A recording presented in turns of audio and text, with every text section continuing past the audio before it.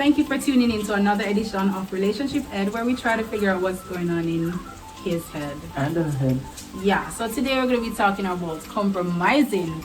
Are you in for compromising, or is it your way or the highway? So today we're going to jump into it. We're going to flesh it out, as my grandmother say.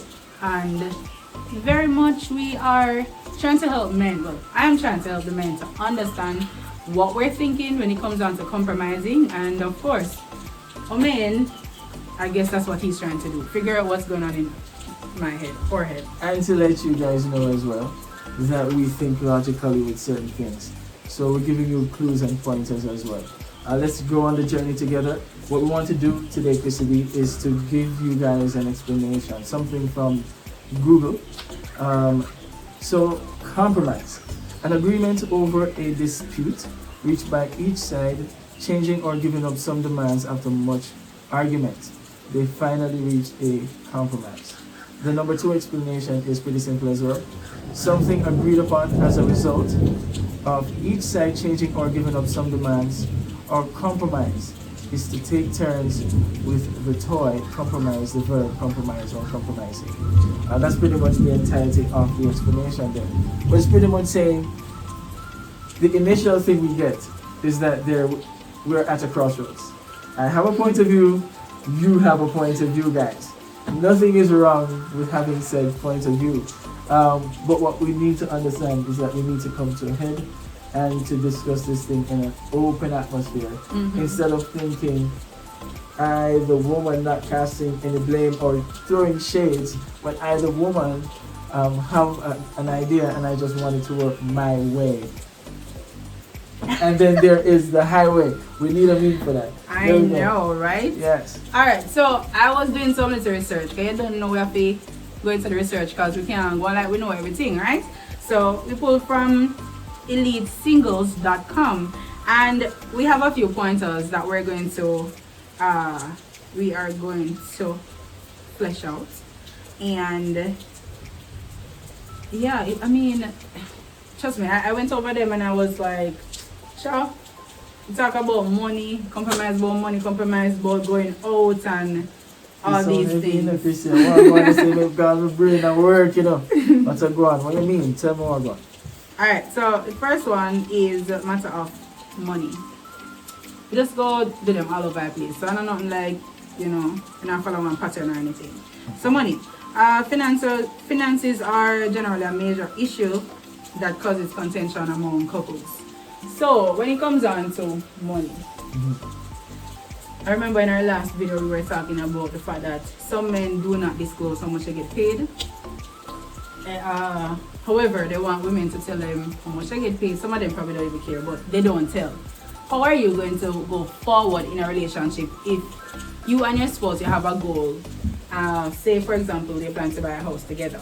How is it that you're going to achieve that goal if your spouse doesn't know how much you earn? That's a good point. And I have relative experience with said situation, yes? Here's where my point of view comes in. We kind of have to get to that level where we trust your motive with that information, because it's not every smile a smile, if you understand what I mean, guys. And this person could be earning a significant amount of money. Would you realistically want her to know, possibly your best friend to know, who could then tell other people, and that could be a potential risk? And this is the security part of me talking, but outside of that, just on the base level, most people nothing know about business. And if you have a partner that you trust, this is another point where compromise is. Ask yourself, the woman, if you were earning more, if you were absolutely sure, even without knowing your better half, your boyfriend, your girlfriend's income figure, if you knew you were making more, would you tell them what that figure was? And would you be honest the first time around that you're going to talk about it?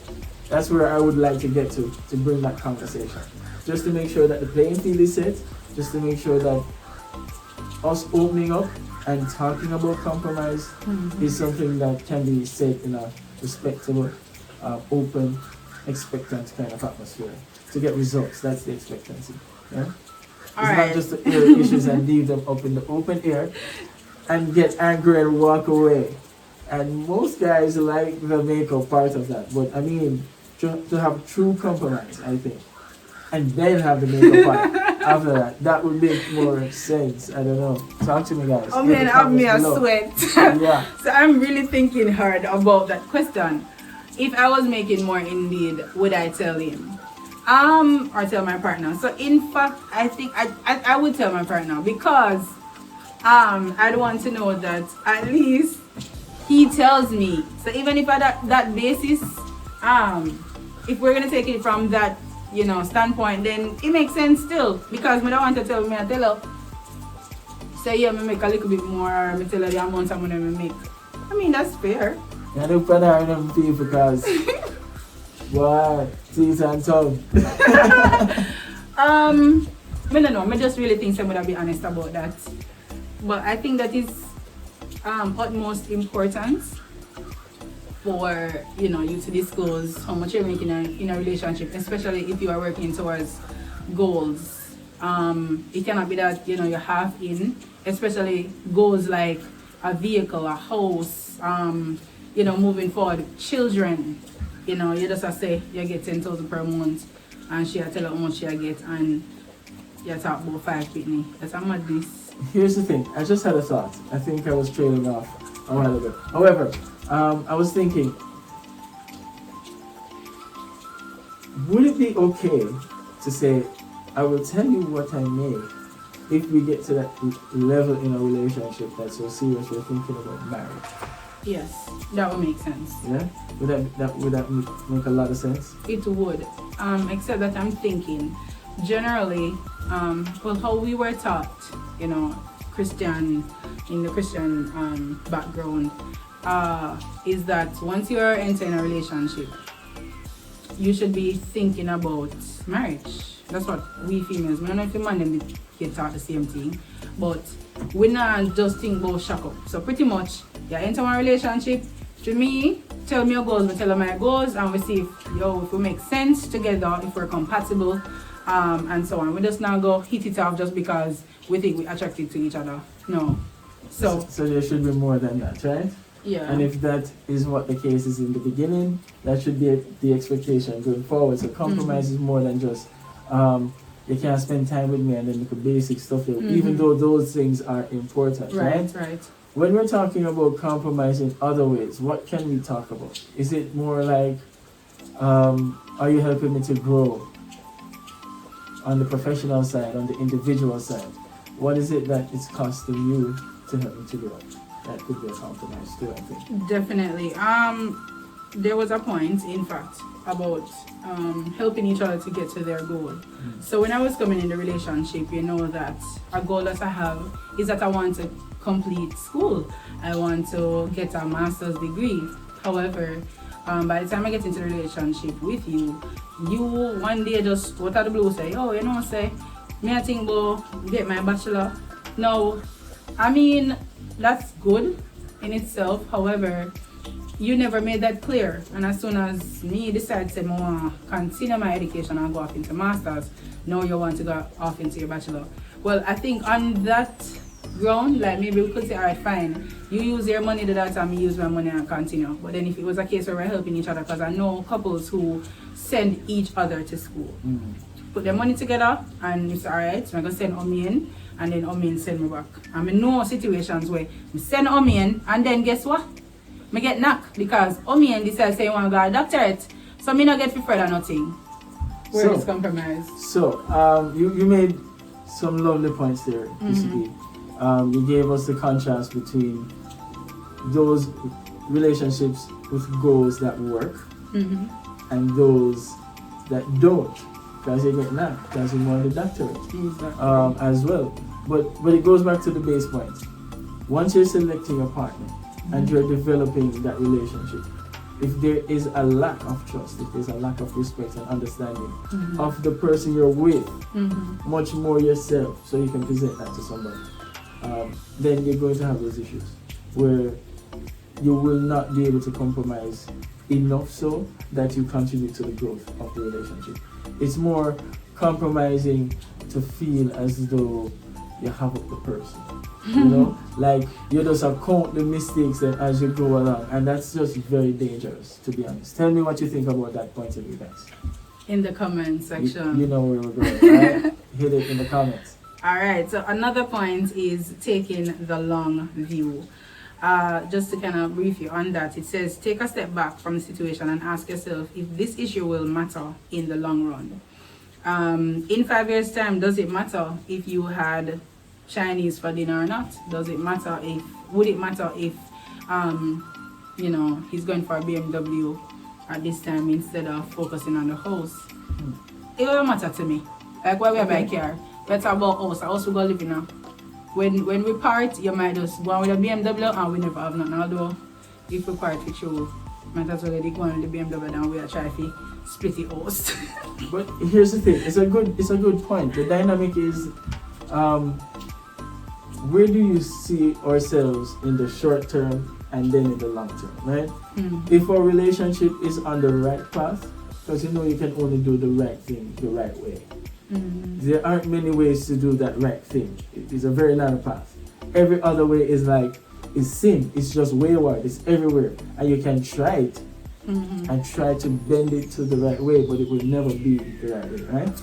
So that kind of understanding, you know, all right, my foundation is good. We have the same goals. We trust. We respect each other. We're going to exercise this trust.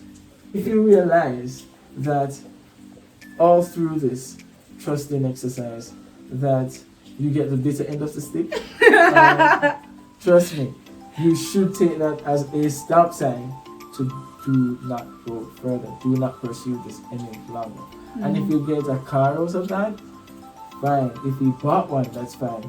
But it should go into the records about where do you think you can end up. Because I was taught this, and I like to talk, it's my dad's fault. I love you, Dan. Here's the thing, I was taught this. The past, and check me on this too, guys. The past is a great indicator of future behavior. Think about that, alright? Okay. And it helps you, once you're maturing, to kind of put things into perspective as well. To be able to give that true sense of compromise. Right. Another pointer is put on another pair of shoes. Third place wins. Does that make sense to you?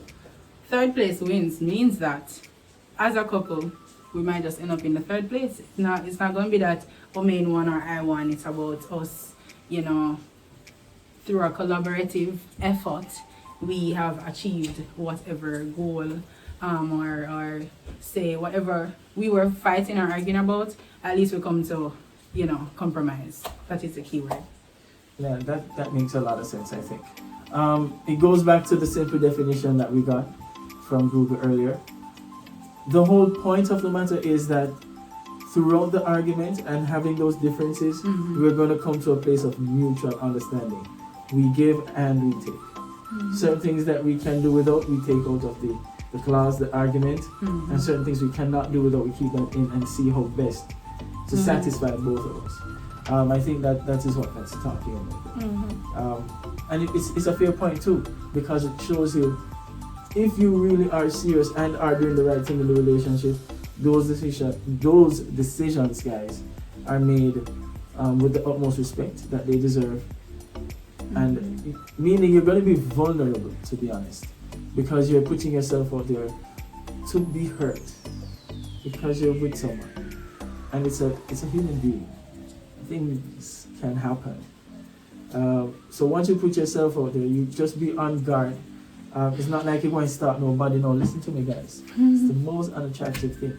I heard a status the other day. When your significant other is going out, allow them to, you do your call, just to make sure they're fine. But you allow them to be, because sometimes absence does make the heart go fonder. And I can attest to that. How about you? Well, I know. Yeah. I don't know. Attitude. I think nowadays, absence make them heart grow weaker, because all them can do a thing negative. They become so insecure that you're out there to cheat. Boy, I mean, I know. I think it'll make it grow fonder for you, no. Here's the thing, and I'm very glad you said that, because there is a clear definition, guys. From those persons who are actively doing things, from those persons who want to appear to. Because persons who are getting things done actually do. The ones who want to seem like they're getting things done, busiest on the phones and shit happening, can I say that? Those are the people who want to be in the other people's shoe and talking the most, the loudest, the emptiest of barrels. That is what people have to contend with. And if you're finding yourself with people who are uncompromising like that, you kind of need to readjust yourself, I think. Yeah, I hope we captured all of that. What do you think about those points, guys? I think I like some of our talking points a lot. I think there's more to be said. Of course, man, done. Of course. So keep on liking, sharing, subscribing, leaving that comment. My girl Chrissy B, your boy Omani. Yes. There we go. Relationship head, guys. Alright, so there are 3 more points that we have to touch on. Talk about calendar clashes. So, for example, you know, the guy say, you know that, well, everybody knows, so you're born on a particular month, say you're born June. And then, what time you born June?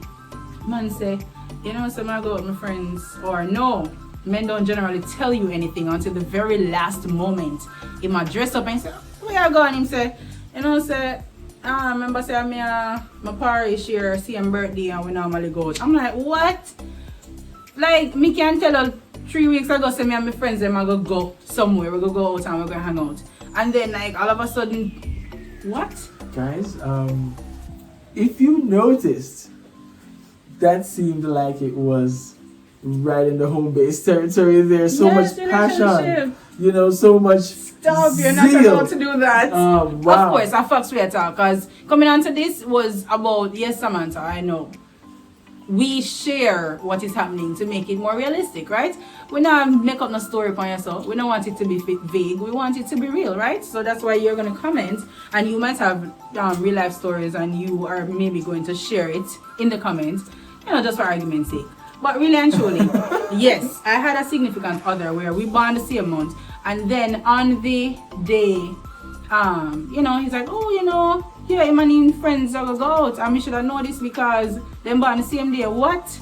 No, me tell her 3 weeks ago, say me go out, and of course, kids at home, so we have to decide who will keep children, right? So if it was a case where it always, even if we're married, we don't have any responsibilities, that is different. Listen, I think I can clearly understand what you're saying. I think I could understand his point of view too as a guy. And it's not about being free or not. It's just, to be honest, it boils down to bad communication there in that example. On the man's part. Right, but it's really. So I'm really trying to figure out what they're going on the head. Sorry. It's not about blaming. For me, it's more about learning the lessons that could have been learned and trying to do better the next time. So if you realize, you know what, he never said nothing to me about his birthday, let me ask him something. What you do? You know, say the boy never talk to me about this and I'm not sure. At least you could have it in your mind. No! But, I mean, even if he said that, that could have actually helped the conversation. But why would I need to ask him when I'm going to his birthday? No, that's not true. I could have asked that question for true. But then, if you have one plan, why you can't just tell me? Why me need to ask you what I'm in? Me don't tell you, say, me and my friends are go out. Why me need to come ask you where you go to? See, there we go again. This is because you are a woman and I'm a man. Or we are men. And we would process information differently. If you're expecting us to process the information how you would, therein lies the root of the problem. And we need to work on how we communicate what we're trying to express. Hey, I've made sure I've said this to you 3 weeks before. That is how I communicate. We need to now understand he don't communicate that way. He is more spontaneous and lethargic with certain things. And if we can understand the person that we're with, we would minimize the clashes that come because of the lack of understanding. I think that makes sense. Tell me if it does. Right, I do think that you make sense. That's why I think some people are wondering, why are they agreeing? But I guess, it sounds level-headed on camera. I don't know if he... This is not Even the good. same way him. But it's a good example of compromising too, you know, in and of itself. It's a very good topic. This one I can compromise, alright? So, the last 2 points. Sexy time. Now, well, there are persons who will prefer certain positions. We're all big people. You have some people who will prefer certain jeez, help me out.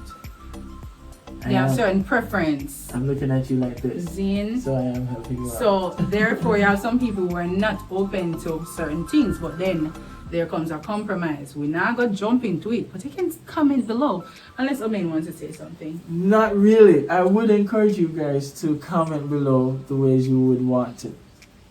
Okay, and then the last one is love language. Now this is big for me, and I've spoken with, you know, Omen, and I think he's big on love languages too. So if your love language is, you know, receiving affection, receiving gifts, then I think your partner should pay attention so they are able to identify this. It shouldn't be that you have to tell them that this is what you like. I think you should have a keen eye when it comes down to your relationship and your love for your partner. I agree and slightly disagree, because as awesome as we are as men, guys, we are no mind readers, and if it's about making this thing work, just tell us what you like. It's just that simple. We will be observing. It's not one separate from the other. We will absolutely love when you tell us what you like, and we will observe to surprise you with some other things too. So we keep it flowing and we keep it moving if you are with somebody who you have courted and gotten to understand over sometime. I think we do tell men, except that we tell them indirectly. So we're always buying gifts. For example, a girl who loves receiving gifts, she's always going to be buying you gifts. So hint, hint. Someone who, as I come from work, she come meet her probably down the road and hug you up, carry up. Hug you when you reach the doorway. I don't know, like things like these, they will do it. So she's teaching you her love language. She don't need to come and say, babe, did you get me something today? And I like a picnic. I said, Daddy, you buy KFC for me? No. Just pay attention. She buys you the gift, so you will know that this is her love language. And she not just buy her one gift, she keep doing it. This is something that makes a lot of sense too. I guess for some men, they're cultured differently. They miss those things. It's not an excuse, it's just that they do. And sometimes we all do miss those things.